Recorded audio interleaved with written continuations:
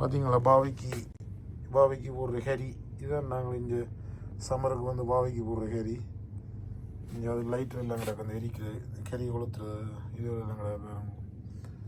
பாருங்க எங்கட ஸ்ரீலங்கன் சாமான் இருக்குது, சில்லி பவுடர் இருக்குது, அதெல்லாம் விற்கிறது இங்கே பவுடர் பாருங்க. இங்கே பாருங்க பிரியாணி போடுறையில்